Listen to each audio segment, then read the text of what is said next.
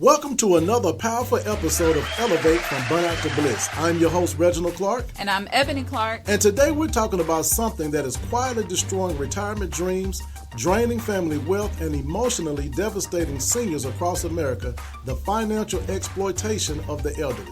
From romance scams and fake tech support calls to family members abusing power of attorney to sophisticated online fraud using AI and cryptocurrency, seniors are being targeted like never before. And the scary part, many victims don't even realize they're being scammed until the money is gone. In this episode, we're exposing the tactics that scammers use, the warning signs that families ignore, and the steps that you can take right now to protect yourself and the people you love. So whether you're planning retirement, helping aging parents, or simply trying to protect your family legacy, this conversation could save someone's life savings. This is Elevate from Burnout to Bliss, and it starts right now. Let's do it. All right, y'all, we are back in the studio once again. So glad to be back with you guys. Been off the air for a few weeks, had a lot going on.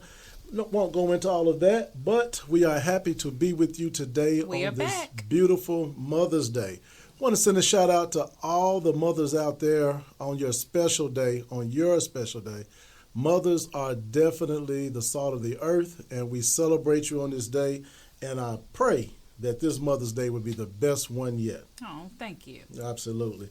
So, guys, today, matter of fact, this is a great segue into what we're going to be talking about today. We're going to be talking about protecting mom and dad, the financial targeting of our seniors. You know, earlier this week, Ebony and I were talking about, we always discuss, like, what would be good episodes for the podcast.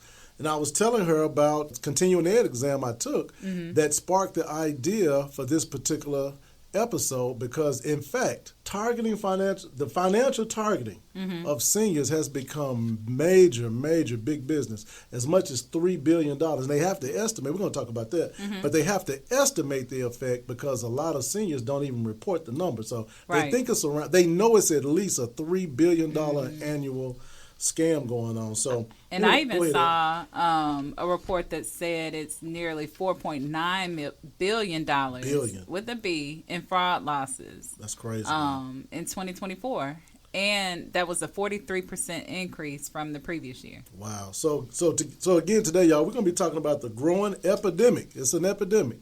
Financial exploitation targeting our elderly Americans. We're going to be looking at why the seniors are particularly vulnerable. We want to dig into that. We're actually going to look at the emotional side. There's an emotional side to this too. And financial devastation these schemes can cause, and practical ways you can help protect your family, your loved ones, or yourself. We may be talking to you. You know what? That's exactly. I hope we are talking to some seniors. And things that you can do to protect yourself. That's a good point, Ed. So, Ed, let's just get right into it. Okay. Why does this topic matter now more than ever? Well, we all know that the baby boomers are now seniors. Right. And so if anyone wants to scam someone, they're going to go where the money is. Hold on, Ed. I want to real quick. Ed said baby boomer, so I know you've heard the term, but this is how you know you're a baby boomer. If you were born between 1946 and 1964, you're a baby boomer. Go ahead. So it's getting more prevalent. The scammers are going to target where the money is. Yep. Bank robbers don't rob a closed bank. You know, to your point, they asked Frank and Jesse James back in the day, why do y'all continue to rob banks? They said, because that's where the money is. So go ahead. And then it's just getting more prevalent. Like in 2024 alone, the FBI received more than 147,000 elder fraud complaints. Wow. That is a lot. Especially keeping in mind that, all of them are not even reporting it. And older adults often lose more money per incident than younger victims because, again, the scammers are targeting them. They have retirement savings. They have home equity. They have investment accounts. And even victims over 80 have some of the largest median incomes. So that's who they're going to go after. Man. I saw, again, as we were preparing for this, I saw a stat that said only 1 in 44 elder financial abuse cases is estimated to be reported. You think about that. So you think about, maybe at your church you got 200 seniors. If all of them are being, targeted or actually victimized, it may only be a couple of reports coming out at 3 or 4 reports coming out at most. That's really alarming. It Very is, low. and we talked about the $3 billion number or the $4.9 billion number that I saw. And that's only, to your point, a fraction of the reported cases. Absolutely, So this thing absolutely. is running rapid, and It we is. have to do something about it. We are, and we're going to be identifying the different types of scams. Matter of fact, one thing I want to talk about even right now before we get down the road is the difference between financial exploitation and a scam. Mm-hmm. I'm going to hit that right now. So, guys, you have to be mindful of, again, for you or for a loved one, a scam versus exploitation. So scam, that's where they coming up with, we're going to look at the different ones, the romance scam, pig butchering scam. These all have, they're all in their category where there's no, they don't even know the person doing it to them. They got different ways of caressing this relationship and then, getting some money from them. But on the exploitation side, that's where they do know the person. It may be being overcharged for some sort of a home repair, Right. Or it may be, health related. They tell you that your prescriptions are going to be this amount, or whatever the case may be. So we're going to look at the differences between, your senior, your parent, your grandparent, or somebody, or you being exploited versus outright scam, because it's a difference, and they're both on the rise a whole lot. That's interesting. And I want to add that this isn't just about money. Okay. So when someone is a victim of elder abuse, especially financially, and they feel like they've been tricked, there's a lot of shame that comes along with that. It destroys their sense of security. It destroys their sense of independence and trust. And so it is just an overall bad situation. And that's that emotional side. That's that emotional side that takes a toll. The abuse is often far more devastating than just the finances. Like Eb said, the money, because you got to think about it. Seniors have been saving this money, building this wealth for decades. And then to let somebody come along, sweet talk them, slick talk them up out of that money. Right. Of course you're going to feel shamed. And again, that's why they may not be reporting it. Okay? So again, like Eb said, there's a lot of, there's an emotional side. One of the most painful aspects in abuse frequently is that it comes from somebody that they trust a lot of times. Could be a child, a caregiver, a romantic partner. Hey, check this out: a church acquaintance. Wow. Church acquaintance. I mean, man, I don't know if I got any case studies or thing prepared about the particular church scams, but they out there, man. They out there. Or it could even be. I'm sorry. Go ahead. You said a church acquaintance. The church itself. The church itself. Exactly. It could be the church itself. But I remember stories of different people using the church as a financial base or as a base to operate different scams. You know what I'm saying? Because you gain people trust through religion. That's what what's the guy did? What's the guy Madoff did that? Bernie Madoff did that. He used his religion. And Stanford Financial, he used a religious Christian background to gain the confidence of the people. But in the end, it was a scam. I'm gonna throw this one in there too.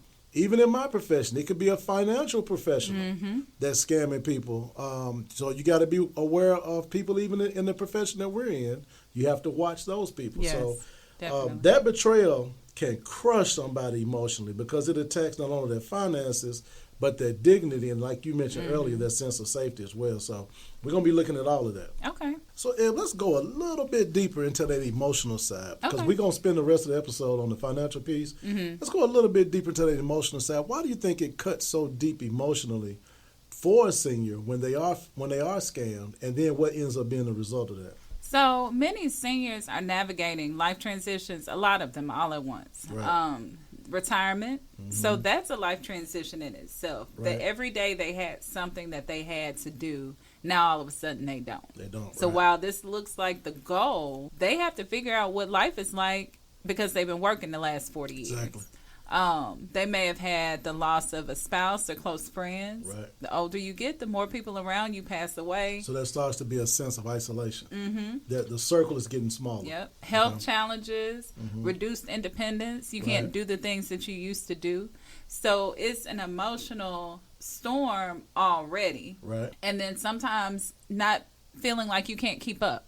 So technology is constantly advancing. You have a younger family member asking you about AI, and you're like, what is that? Like, Right. are we talking about Allen Iverson or what are we talking about? Right. So that creates an emotionally vulnerable situation. So a lot of these scammers will come in and they create an emotional connection. So you almost have a perfect storm. You have a person, again, we just talked about it, the baby boomers got that's what the wealth is in the nation. There's no doubt about that. They got the money, while at the same time, all the things you just described, this emotional upheaval, isolation, circles getting smaller, feeling left behind, a lot of emotions running crazy. So you got emotions, you got the money and the emotions. Boom, you hit perfect breeding ground for scammers to take aim. Breeding ground. And I'm gonna do a plug, and it's actually something that I came to the realization of myself. If you have older family members that you are close to, it may be a parent, it may be an uncle or aunt, be patient with them. Right. This is a lot to navigate all at once. Right. And they may not know how to do that. So Right. just a plug to be patient. But to your point, there's this emotional storm. There's the money. And then a scammer or manipulator, they often don't start asking for money. Obviously, if they came in and said, hey, give me $50,000, Right. that would be a red flag. But they start by building trust, offering companionship, and then creating some sense of urgency or fear. And seniors who were once very independent may be struggling emotionally with asking for help, and they just fall victim to it. They fall victim to it. And again, the results of it end up being silence. Oftentimes the result is silence. They don't tell the family member they probably should tell. They won't disclose necessarily to the financial professional. During the show, very, very reluctant to get the police involved because, again, we just talked about the embarrassment and all that stuff that comes along with it. And sometimes there's a fear factor there. So, again, this is why we're talking about this stuff, man. It's so important, again, that we protect our loved ones as they age and that we keep an eye on everything moving around them. And we talk about that breeding ground, the loneliness and the isolation and the circles getting smaller. That sets up that romance scam. We're going to dig into that romance scam, man. It's especially emotionally damaging because the victim often believes they found companionship. They believe they found love or some sort of emotional support. But that scammer doesn't just steal money. That particular scammer steals trust, and that's a big, big, big toll on a family. It is. And you had mentioned people being afraid to report it. And if you think about it, a lot of times they may feel embarrassed or ashamed, but we're talking about people who were executives, business owners, the heads of their family. Everyone went to them for advice. They were dependent. Everyone depended on them. And now they fell for something that on the back end someone would say, are you stupid? How could you fall for that? And that's exactly right. They tell themselves, how could I fall for that? They the ones that told us don't talk to strangers. Exactly. Now a stranger don't dupe them out of $20,000. Man, I'm stupid or whatever. Go ahead. And then sometimes it's a family member, and if it's a family member, it's even more complicated. Do you want to get involved? You don't want any arguments. You don't want one family member going after another because they've wronged you. So it gives these seniors and these victims a lot of reasons to stay silent. It does, and I want to throw something in there for any senior or family member that's helping a senior recover from this. Don't beat yourself up too bad. Matter of fact, don't beat yourself up at all because here's what you got to understand: scammers are professionals at manipulation. It's very rare you're the first person that they've done this to. So this for them it's a volume game. Right. They've done this to hundreds of people. All right, and they get better. They study psychology, they study loneliness, fear, urgency, and trust. Many of these victims, like you said, they're intelligent, they're educated, and they're financially successful people. So don't feel bad when a professional, this is what they do for a living. Right. If they get you, don't feel bad. So Reggie, what are some warning signs that adult children should watch out for when it comes to their family members? That's a great question. Adult children should pay close attention to sudden behavior changes, financial or emotional, in their parents because many warning signs of financial exploitation appear real subtle at first. Things like you want to look at, are there some unusual withdrawals from the bank or investment accounts, sudden wire transfers, things like that kind of hit you in the face. Are there some missing bank statements? Are there some missing checks, financial documents? Is there a new name popping up on the on some of the accounts or legal documents, anything like that? Mm-hmm. Maybe this loved one has been very good at paying bills. Are they starting to skip bills? You're starting to see cutoff notices, drastic changes in spending habits, confusion about transactions. These are just some of the things you want to be leery of. And then here's another one: isolation from family members. Is this person starting to withdraw? If that's outside of their normal behavior, something's going on there.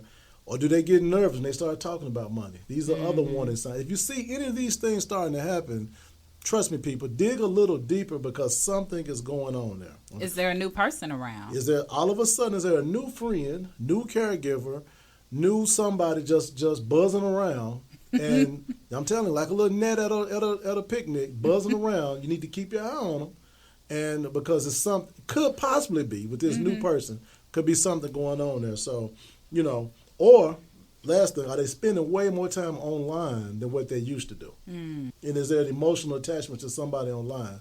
Again, these are warning signs. These are red flags that you need to be leery of just in case. And to the seniors out there who we're actually talking to, you got to be aware of catfish schemes as well. Right. Like, you may have started a friendship online. Just because you see a picture and a name and an age does not mean that that's who's on the other end of that computer. Absolutely not. Absolutely not. Especially now in the age of AI. So, and then I also wanted to ask you, from your professional view, what are some things that financial professionals identify as suspicious behavior? Oh, that's a great question. I tell you what, we're going to have to push that over to the next segment because we're coming right up on a break.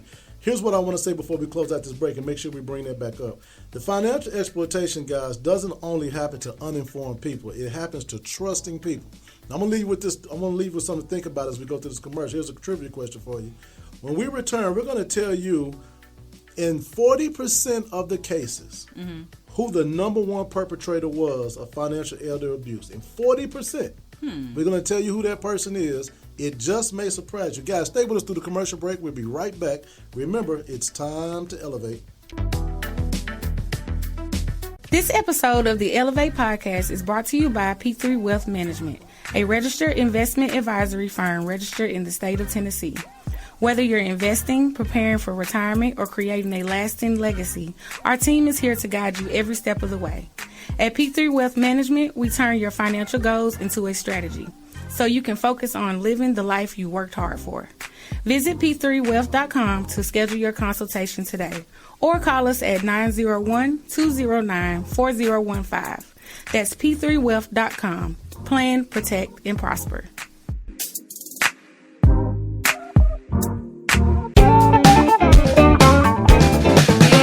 Back. This is Elevate from Burnout to Bliss with Reginald and Ebony Clark, and today we are talking about protecting mom and dad, the financial targeting of seniors. So in the first segment, we pretty much set up what financial exploitation of seniors is and what financial scams to seniors are. And now we're going to get a little more into the actual types of scams and exploitation there is. But before the break, Reggie asked a trivia question, and it was, in 40% of the elder abuse cases, who is the perpetrator? You know, a lot of people may be surprised to know this, but for 40% of the time, 4 out of 10, the family member's going to be the perpetrator, but specifically is an adult child. That way it's really hard to detect because 40% of the time it's an adult child that is taking advantage of a senior. Wow. All right? So so that's just something to think about. And it again, conversations. We're going to talk about ways you can limit that, protect yourself even from adult children. We're going to talk about that as well. You got to do some estate planning. I'm going to tell you right now, you got to do some estate planning. But 40% of the time it's an adult child taking advantage of mom and dad. And sometimes that's where we're going to get into the financial planner's role, because you sometimes need a third party, an objective third party to help mitigate all of that. Well, that brings us to the question you asked me right before the break. So Eb asked the question right before we took off for the break. She said, how can financial professionals identify suspicious behavior? Well, of course, that's the role I'm in each and every day. There's a couple of ways I'm going to give you. One of the main things that a financial and I got to preface this by saying a financial professional can only interject on the things that they can see. So, for Correct. instance, if I got access to the investment account that I'm managing, obviously I can see when something is out of whack. But you won't be able to see their bank account. Right, can see the bank account. Well, depending on how we got it linked up, I may can see it. I can't, execute any transactions. But so the financial professional should be able to identify some strange withdrawal activity. This is real life, and I'm about to share here. I remember one time in particular, someone was calling to make a withdrawal, and we heard someone speaking in the background, very upset and very erratic, want to know how fast it's going to take place, and da-da-da. This was coming out of the background. So, of course, that was a red flag for us. And the second thing that a financial professional should encourage you to do is add a trusted contact to your account. I want to talk about this real quick. That trusted contact is not, matter of fact, everybody with an investment account should have a trusted contact listed. Everybody. Now, the trusted contact cannot execute any transactions in the account, okay?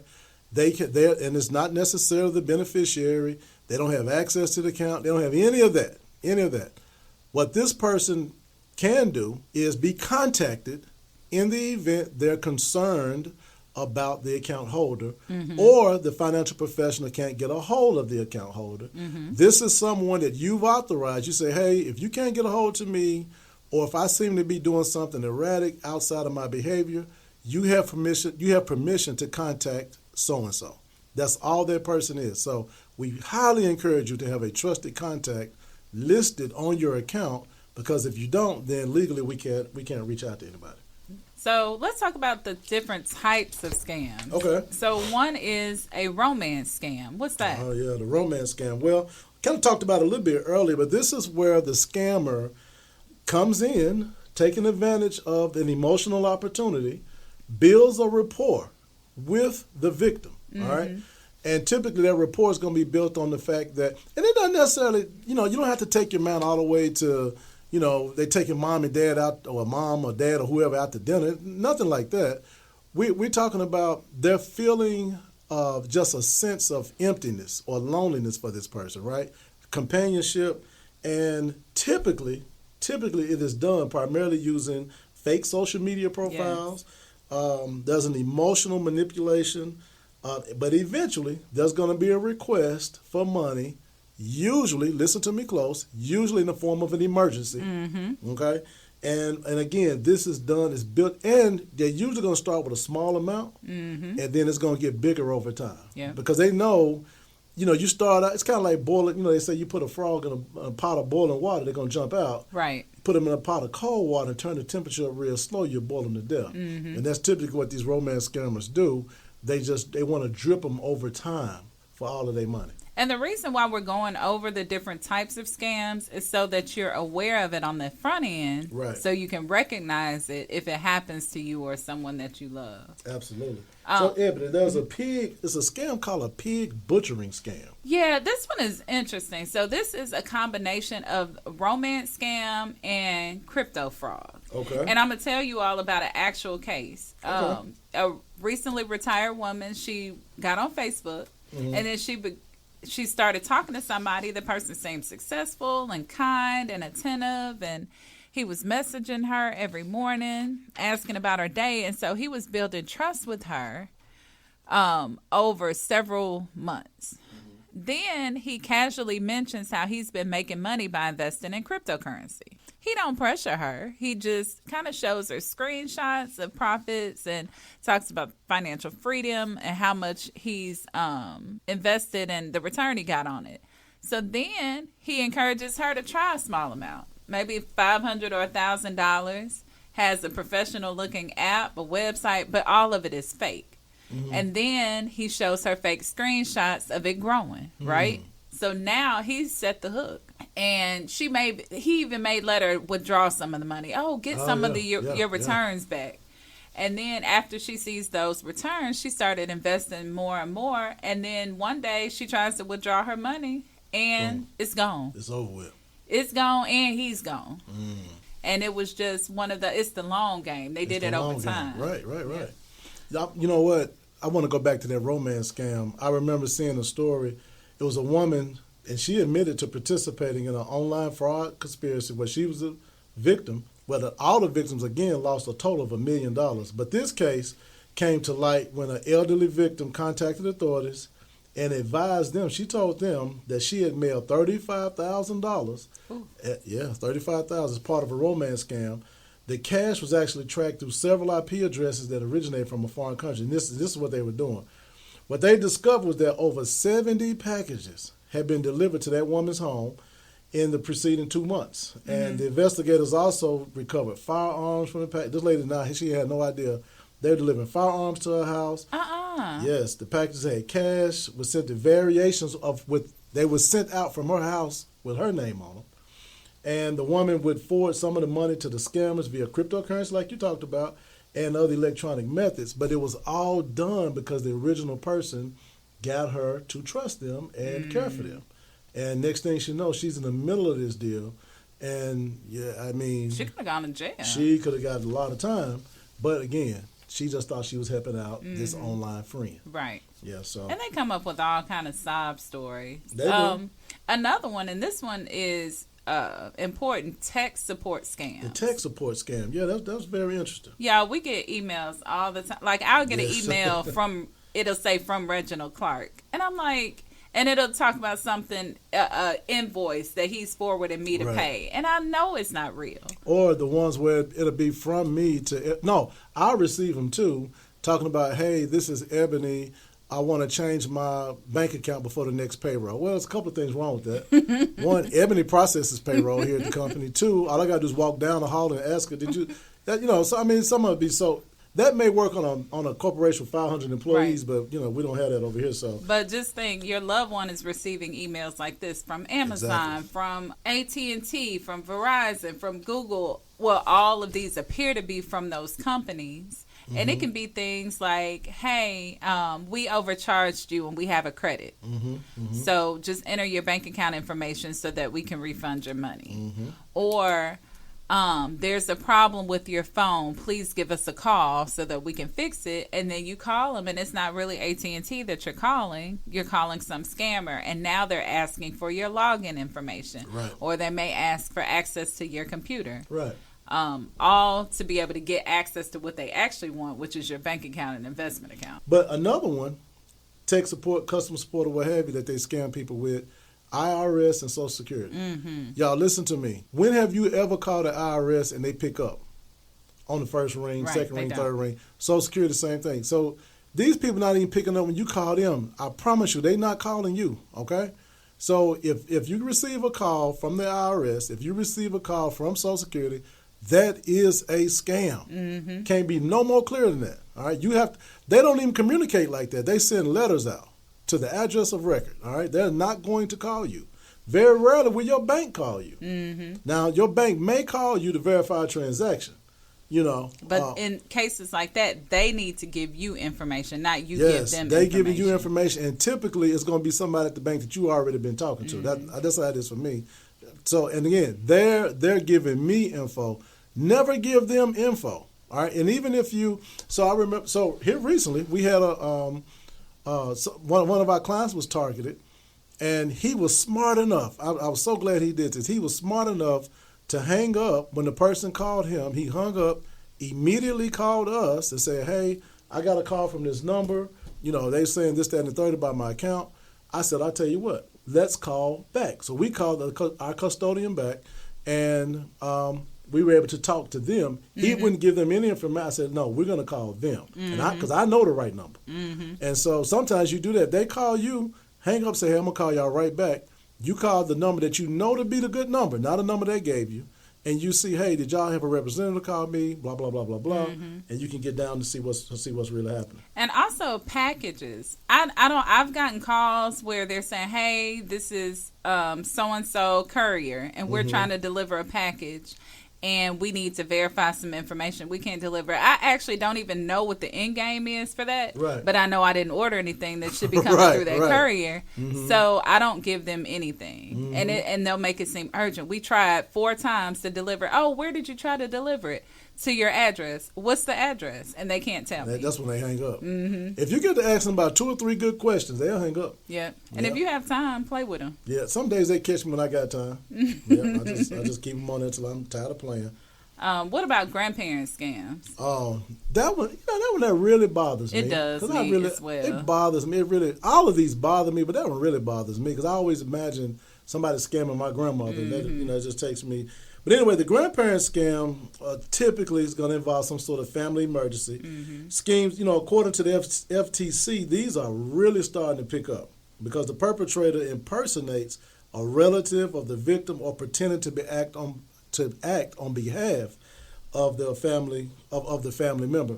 But now here's the thing. So what's usually happening is, there's a perpetrator claiming to the grandchild is in trouble. It may be, as far as being held hostage, it may be as some sort of medical trouble or broke down on the side of the road. It may be something like that where they're calling grandma or granddad and saying, hey, I need this money immediately. This is how you can send it to me, yada, yada, yada. Unfortunately, and that's terrible. Unfortunately, there are cases where it's the grandchild that's actually scamming their grandparents. And see, that's a family matter right there. But so again, and just go ahead. No, you go ahead. Just to make it a little more real. So in some cases, there will be a person who calls the grandparent, usually late or middle of the night, where they're asleep and disoriented, crying on the phone, so you can't really catch a voice. Hey, grandma. Hey, grandpa. Hey, whoever. I'm locked up. I'm on the side of the road. Someone has me hostage. I need this money immediately. Right. And a lot of times, again, it may be the middle of the night. The grandparent is disoriented. Their baby is in trouble. They just send whatever it needs to be. But it's fake. And I've read a couple of cases where they were able to realize that it was fake because the person may not have any grandsons. Right. Or they may say, hey, grandpa, and they call them papa. Right. So things like that. So you better get a safety word. Right, a safety word that you get to your grandkids. So only they know it. There's a case, and I'm going to share a case. There's a case where several individuals accused of orchestrating this particular grandparent scam. And what they were doing, the grandmother, kind of like you just said, received a phone call from somebody, and she believed it to be her grandchild, claiming that they were in jail, needed $25,000 for bail. The grandmother withdrew the cash from her bank and headed it to a courier as instructed. Oh, my gosh. Later, she received a call from another person claiming to be a public defender. So they went through. They got the $25,000. They said, oh, she must have some more. The public defender claimed that her grandson had been involved in an accident causing a serious injury and then asked for an additional $10,000. Said it was required or because of an increased bail. The grandmother withdrew the additional $10,000, handed it over to the courier once again, and of course she never received the promised up follow phone call. So they duped her out of $35,000 because she thought she was helping her grandchild. That is so messed up. So messed up. I saw another case where the grandparent was called, but the grandparent called the father of the child, and the father was like, "What are you talking about? He's in his room." See that? That's what I'll tell you. It's crazy. Y'all, stay with us as we go through this last break. We're gonna be right back with more things. Now we're gonna be focusing this last time on additional things you can do to protect your loved one from these fraudsters, these scammers that's trying to hurt mom and dad. Stay with us, guys, through the break. Remember, it's time to elevate.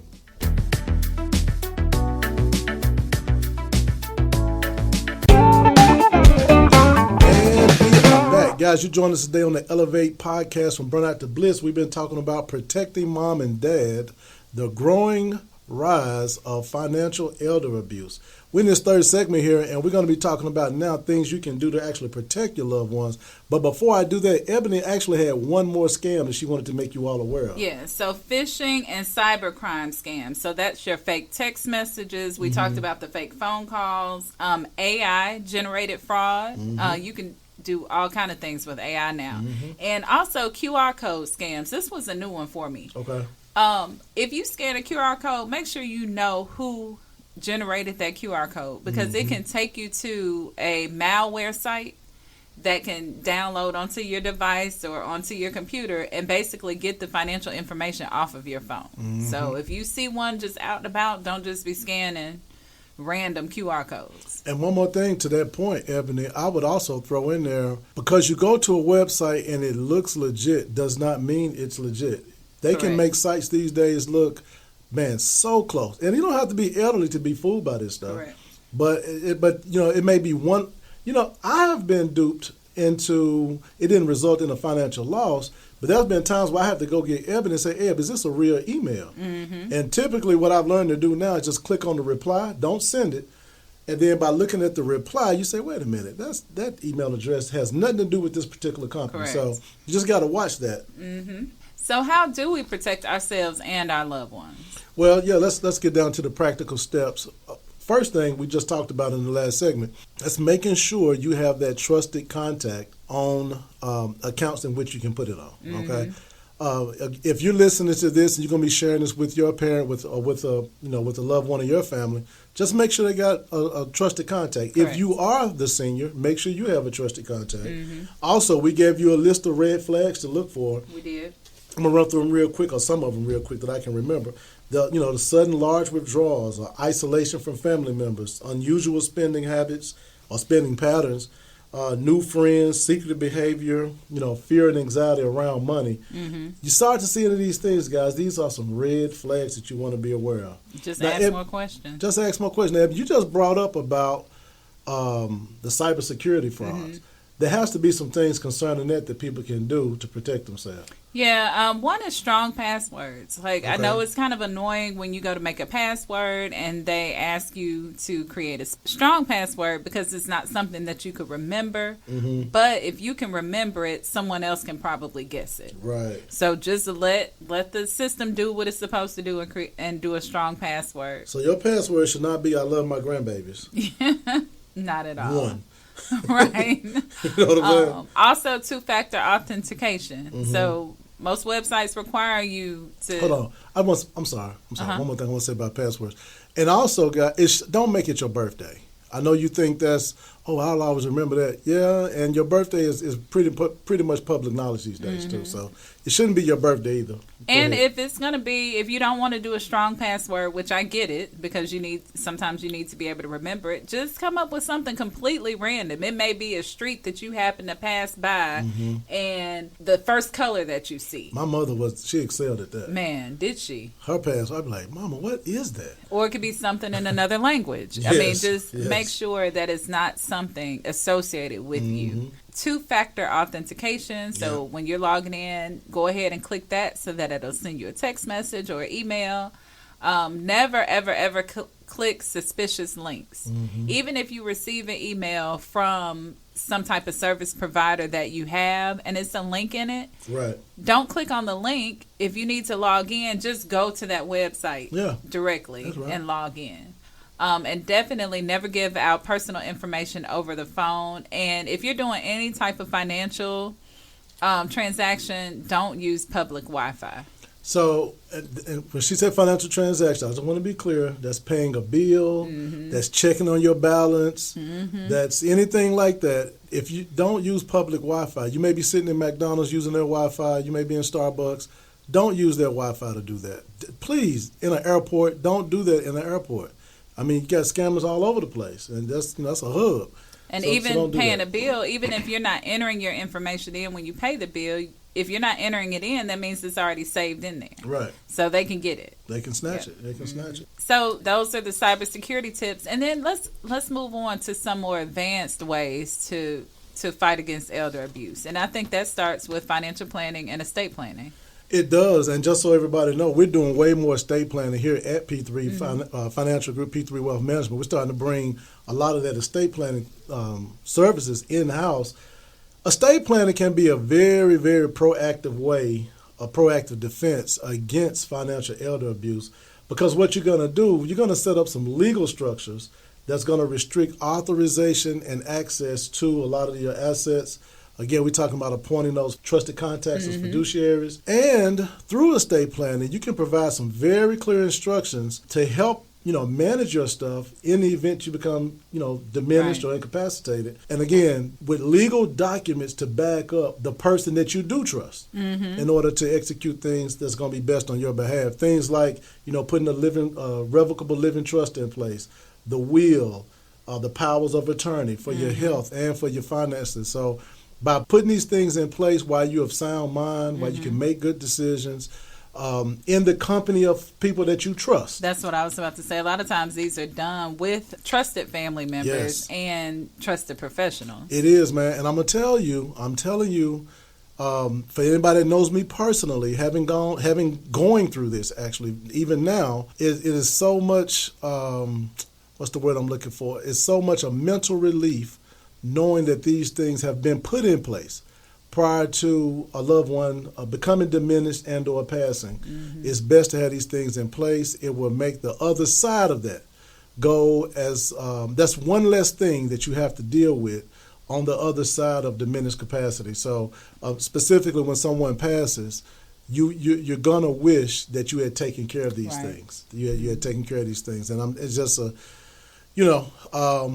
a much easier road to tow after the fact, if in fact you got these things squared away. So, and I know the prevailing thought has been down through the years that estate planning was for people that are already wealthy.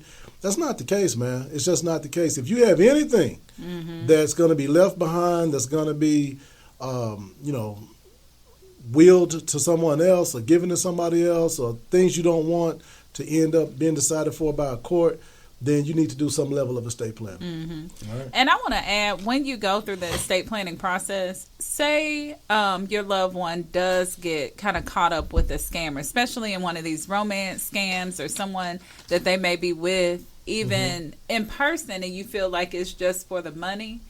When there are legal documents put in place, it's a lot harder to get those things changed without someone in a professional capacity being alerted. Absolutely. If we're just talking about just a bank account, that person may go with you to the bank and change it. But when it's in a legal structure, it can make other people aware of what's going on. Right. That's exactly right. So let's talk about this. Let's talk about if fraud does actually happen, what should be the next steps if fraud does actually happen. So I would say, first of all, let's get the FBI involved. Yeah. We pay people for things like this, all right? You want to reach out you can reach out to their Internet Crime Complaint Center. They have a complaint center just for this. Call them on the phone. Say, hey, man, look, this is what just happened to me. These are the details. These are the facts. Let's get them involved. There's adult protective services. That I'm going to tell you, the law, and I love this about the law does not take elder abuse lightly. Yes. And you're talking about, so you have elder abuse where it's physical, that things that happen, unfortunately, in, some nursing home facilities or whatever the case may be. But financial elder abuse, they don't take that lightly as well. So let's get that local law enforcement. Let's get them involved. Let's basically not let this go unreported. And again, we know you may be looking at some shame, some feelings of how did I let this happen to me, or I don't want nobody to know about this or what have you. But those people that did this need to be brought to justice so that they can't harm anybody else. So, and don't hide it. Don't hide it. The power of what they're doing is in the secrecy that is being kept. So let's expose them. Let's get it out there, even if it's a family member. And I know that may hurt. But even if it's a family member, they need to be stopped because what they're doing is wrong. And don't forget, don't also contact whatever financial institution, the bank, the investment company, because if somebody has access to your account, you want to contact them so they can shut that access off immediately. At least it stops there. It stops the bleeding. Exactly. And one thing we want to do, we just want to encourage you all to start having more money conversations in your family. Let's just start let's normalize talking about money in our households, because too many times the subject of money is so taboo. You may know mom or grandma, there may be a policy somewhere, or I think she got an account over here, or I took her to this insurance company over there one time. And everything is, a lot of times it's this big cloud of secrecy around what's in place, what do we have, all that stuff. We got to remove that veil of secrecy. There need to be somebody that knows where all the things are and what to do in the event. And we're not even talking about before we get to the passing of a loved one. What about during diminished capacity? Maybe their health is failing, or maybe they can't get around as much as they used to, or maybe the cognitive skills are starting to decline. They may not remember as much. They may not remember as much. It needs to be somebody, whether a family member, a trusted financial professional, somebody that can say, okay, this is the map. These are where all the pieces are. This is what we need to do. But we got to stop this deal of trying to retrofit and reverse engineer this person's financial life after something has happened. It just makes it's just too complicated to do that. Reggie was talking about removing the veil of secrecy around it.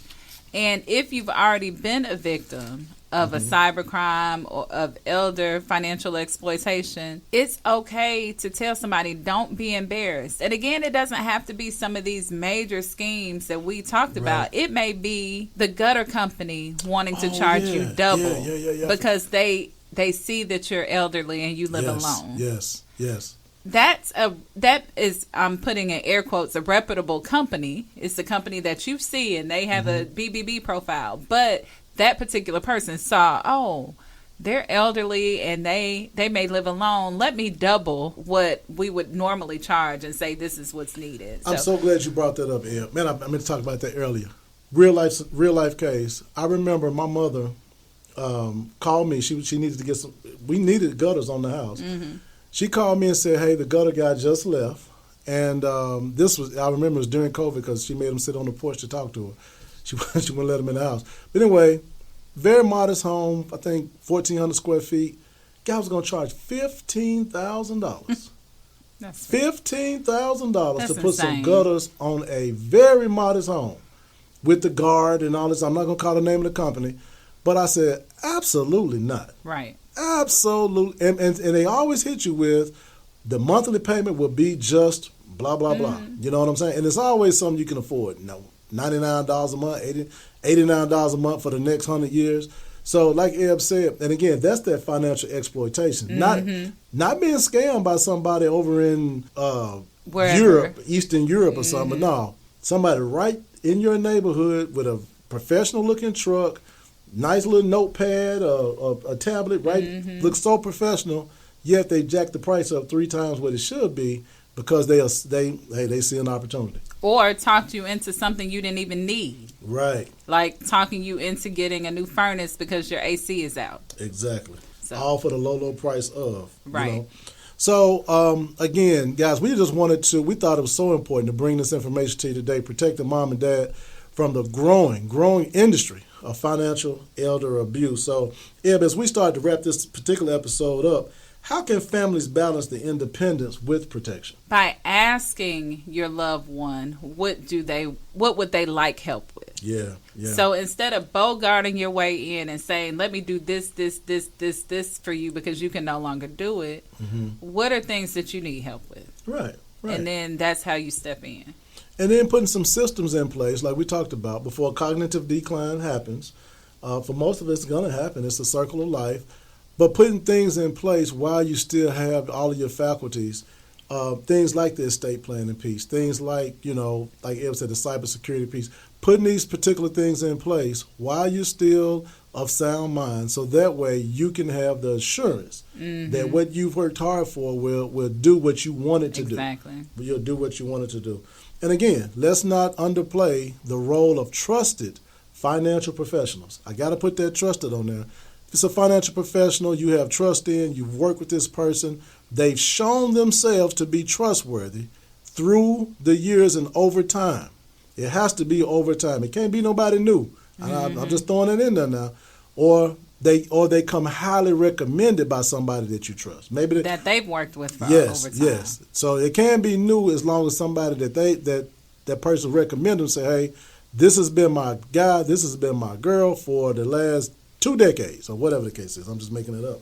But again, there has to be an example of time, labor, trust there before you can put this person as a trusted contact or a trusted advisor over everything you've worked so hard for. But if you got these things in place and you've done the work, then hopefully you will not fall victim to what so many people are falling victim to. So, got something? I just wanted to add one thing. So, obviously, a scam is a scam, and we're talking about our parents being scammed. But also share this information with your young people. They have access to money now.